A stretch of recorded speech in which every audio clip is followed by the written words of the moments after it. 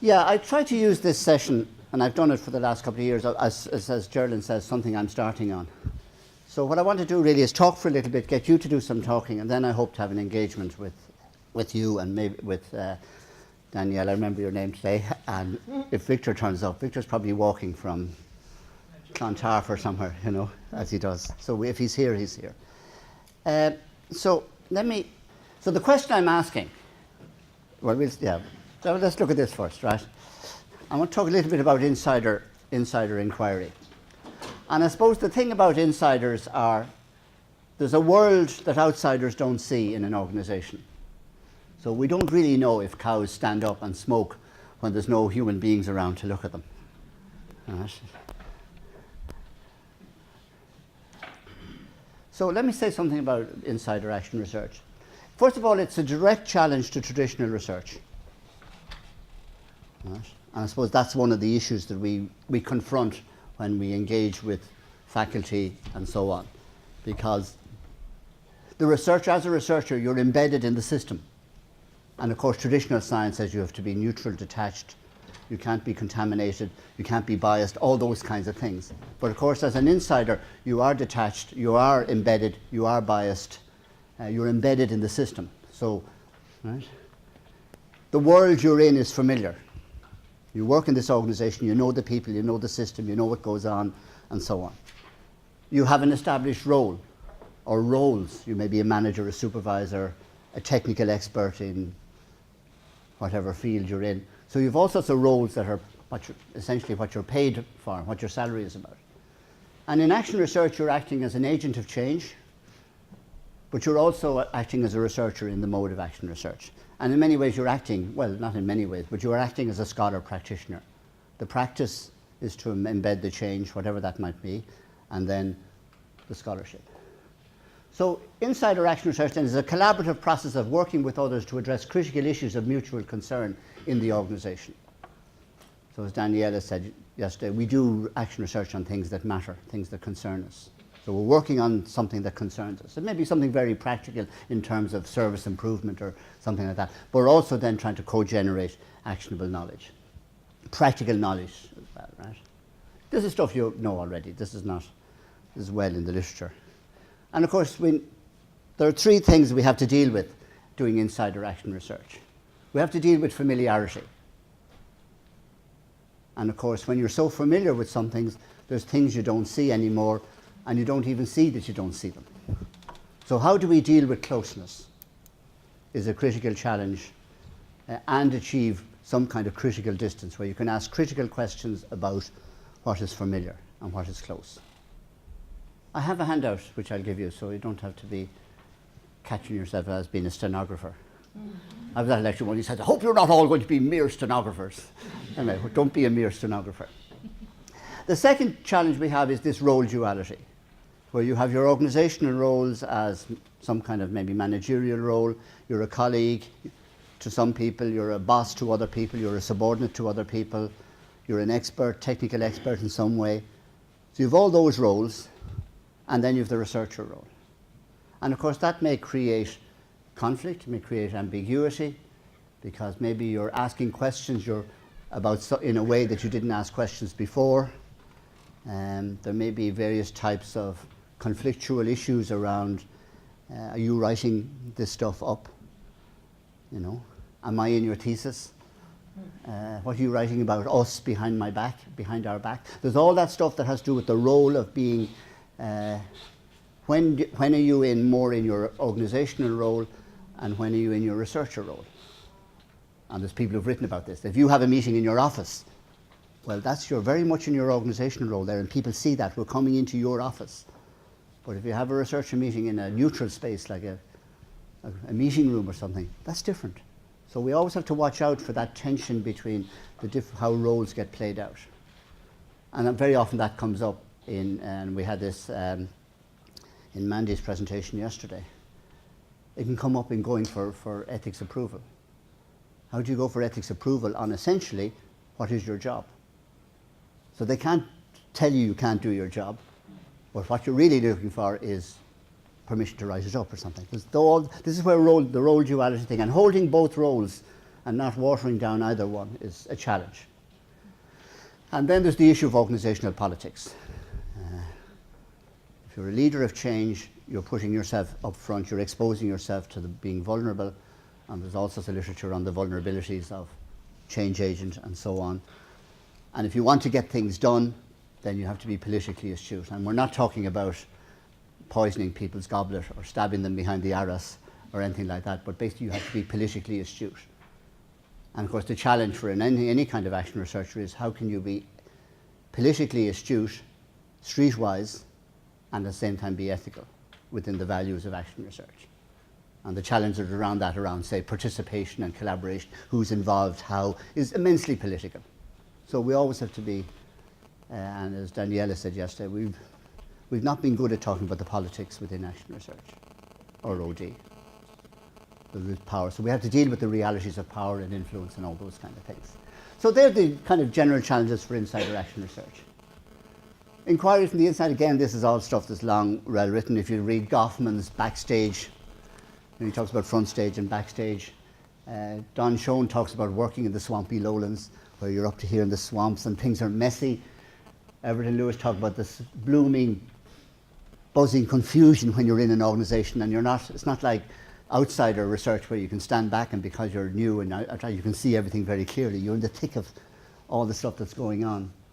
And Everton Lewis say where experience is undifferentiated, multisensory, holistic immersion involves groping in the dark and messy, iterative groping.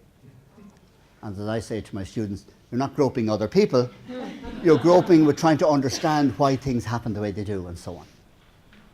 So that involves ways of being attentive to your experience and questioning it and being critical of how we frame our judgments. Now, so my question today is, how can as an insider, can you adopt an appreciative stance?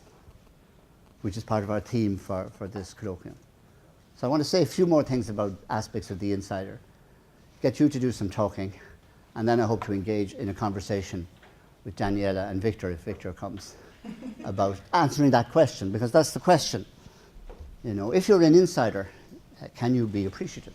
And I'll say a bit more about that. Okay, so that was where we are. Right. Chris Argyris, who's you may know from the world of action science, he was Victor's PhD director. He's died 2 years ago, but his way, I mean, back in the 1950s, he was writing things like, why do organizations keep people immature? You get people who are leaders in their communities. You know, they may be chairperson of the Residents Association or the sports club or something, and yet when they go into work, they're just a cog, and all that talent and decision-making and wisdom they have isn't used and so on. And he had great stuff in the late 50s and early 60s about how bureaucracies particularly keep people immature and so on. So he was developing that inquiry stuff all the way along. But then he's now, well, not last while, he said, across the world, he says he has come across what he calls these 7 worldwide errors that are cross cultures and organizations and everything. That actions that are intended to increase understanding and trust often produce misunderstanding and distrust. All right? You know, managers say, trust us, and everybody's saying, not a way, no way, right? And they bring people, groups together. I've been at meetings where managers have brought people together, and everybody's saying, what are they at? You know? And yet they're maybe genuinely trying to do that, right? We blame other people. Right? We blame the system. We're very good at that, right? And yet we still try to keep doing things the way we always did them. You know, the tried and proven ways of doing things dominate. Oh, we've never done that before. We can't try that. Right. Upward communication is very difficult. Right. Budget games are a necessary evil. I suppose we all recognise that one. And people don't behave rationally, even though it's in their interest to do so. This is his point, right? And we develop defensive behaviours even when they're difficult about them. And the idea of the top management team being a team is a total myth, right? Yeah, I would talk about top management groups, because they're not teams really, they're interfunctional coalitions or something. So he says, well, why do we do this? Why do we produce the errors of these kind of systems? And they proliferate. And why do they eat up so much time? And why does this happen? Because we don't deliberately want to do this. So that's his question. Right? And therefore, and his answer, his ways of answers, he talks about theory of action. And he says really that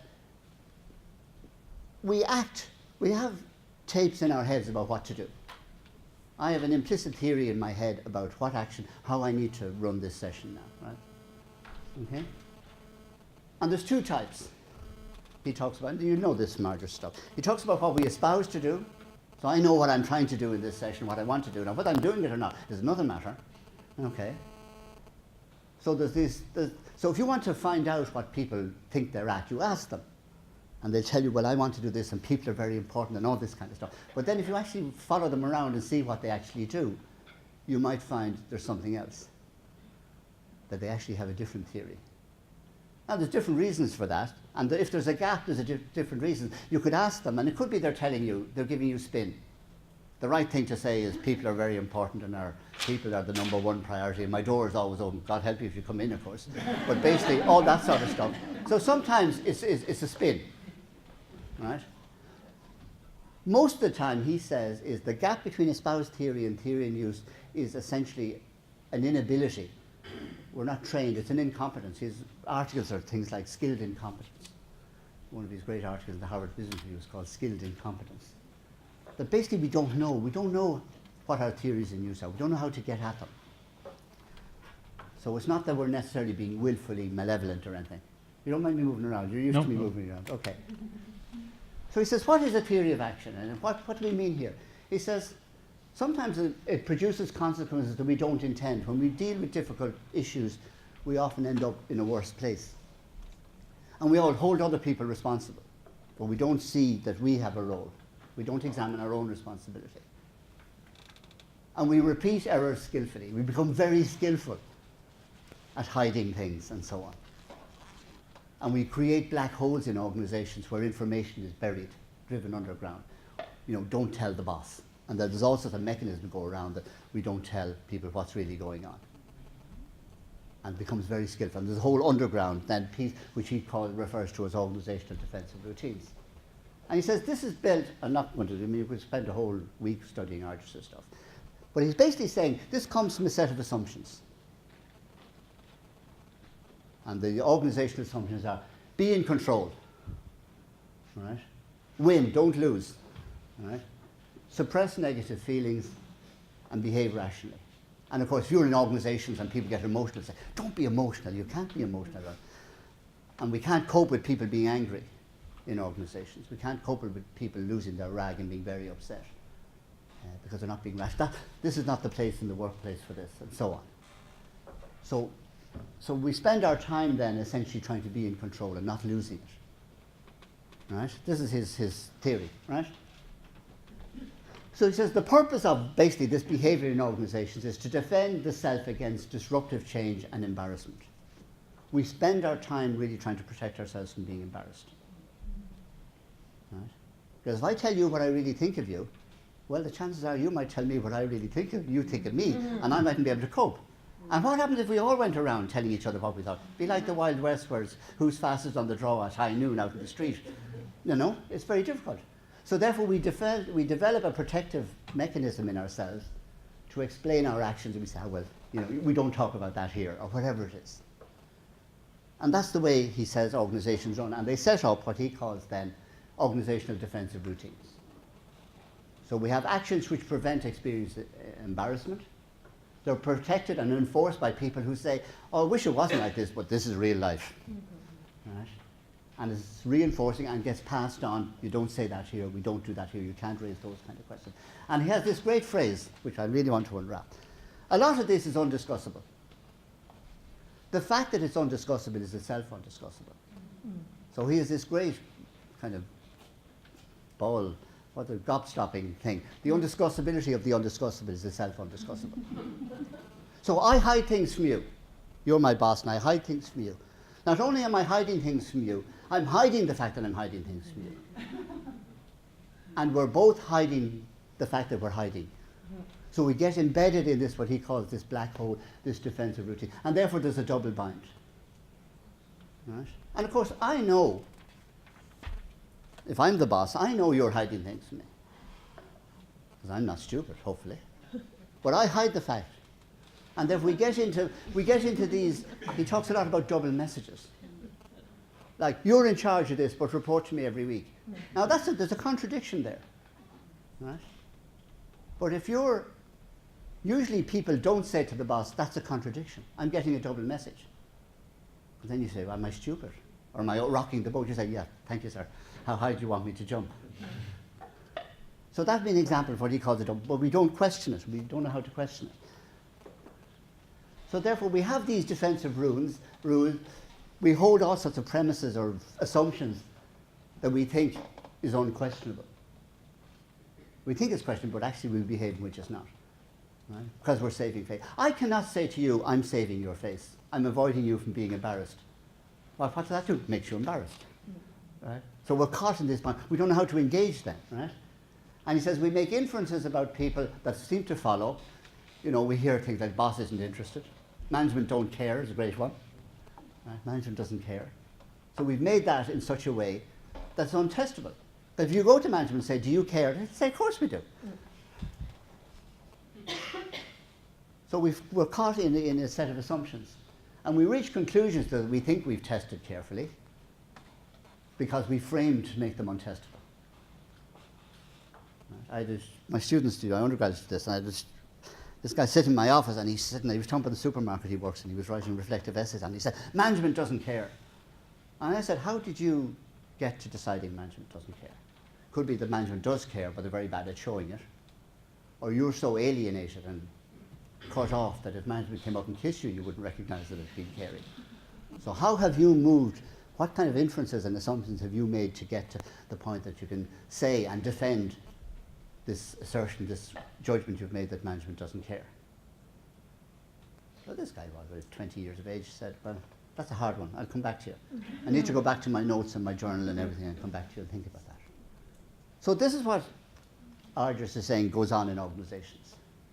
So we craft messages with inconsistencies. I gave you an example of that. And we act as if the message isn't inconsistent. Which is it? Am I in charge or am I reporting to you every 2 days? That's inconsistent. I get an inconsistency. And therefore ambiguity and inconsistency is undiscussable. You know, you get a brief and you come out and say, oh, what am I supposed to be doing? But you say, if I go back and ask, maybe you think I'm stupid or not. So, but we can't test that. We can't go back and we can't talk about what's undiscussable. So, my question for you, and this is what I want you to do, is in your own organizations, okay, in the organizational settings you are, have you an example of what you consider to be defensive routines? What does it prevent from happening? Are there undiscussables in your organization? Right? And how is it, not only is it undiscussable, how is the undiscussability of it itself also undiscussable? Because we can't talk about the fact that we can't talk about something. Are there any of those things in your organization? Most people I teach and so on, they say, oh yeah, do you want to give you a phone book full of things? Right? So talk about that for a bit, right? But that's what the next question I want to do after we do this is say, well, how can we be appreciative? Can we do appreciative in our organizations if all this stuff's going on? That's where we're headed. Okay, so get into a little buzz and talk to somebody or two people about what you see are undiscussables in your organization. Argyris is great in one of his books. He's a great example of, I'm thinking of it in terms of all the stuff that's going on after this awful fire in London. But he studied the Challenger. Remember the Challenger disaster? Because basically when the NASA investigated the Challenger, basically what a lot of people said, we knew this was going to happen. Because you can't talk to those engineers, they won't listen. And there was all sorts of people around systems, around the systems that said, yeah, this was an accident waiting to happen. We knew it was going to happen. And of course he links it into then, but how does an organization learn? And he's basically saying an organization can't learn unless it starts to address the kind of actual theories in use. So what I'm going to do is, now that Victor's arrived, Victor's our expert in all this stuff, right? So, but I'm going to invite Victor, and I'm going back to my question, right?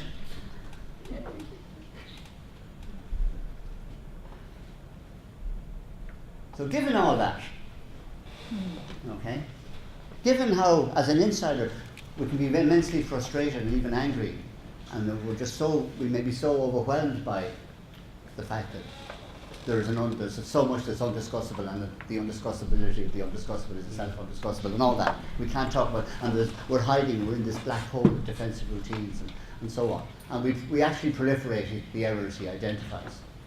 If you're an insider researcher, an insider action researcher, picking up our theme for this colloquium, can you be appreciative of that? How do you get beyond that in your thinking and in your engagement with others to engage in other words, can you do appreciative inquiry if you're an insider? Or does the organisation's foibles and the organisation's pathologies and everything, are they so overwhelming that you can't do that? So how might you do that? So what I want to do is, and that's Daniela and Victor, we might try and sit here in a circle, and we put some extra chairs. So if you want to come into the conversation, come in and sit for a bit, say what you want to say, and then get back out again.